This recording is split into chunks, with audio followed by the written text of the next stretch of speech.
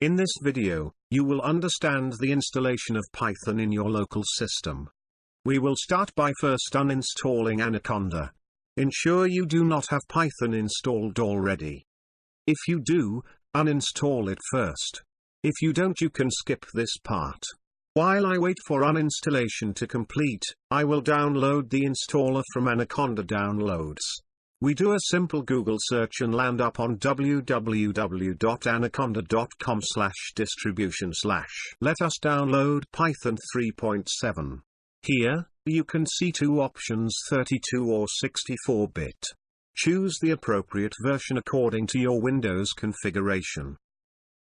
This might take a few moments. Meanwhile, my uninstallation is running in the background. I will reboot the system once it is complete. After rebooting the system, I will run the exe file. The next few steps are similar to installing any new software on a computer. Anaconda provides an integrated development environment, in short IDE, where Python codes are written and run. It's pretty similar for Mac users once you download the graphical installer.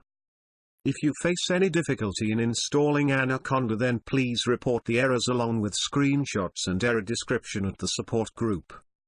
This might take a few minutes. I have fast-forwarded the recording to reach the end of installation.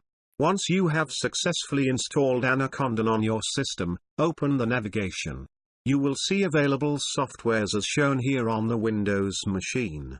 Let us now look at a Jupyter Notebook.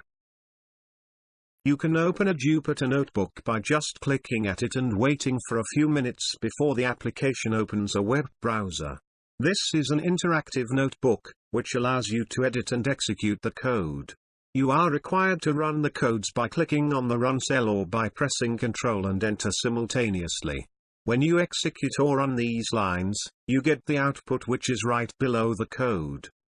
Similarly, I continue to read the explanatory text and run the code lines. You can upload an already saved file and continue to work on it. Hope you enjoy using Notebook. And remember to run all the codes.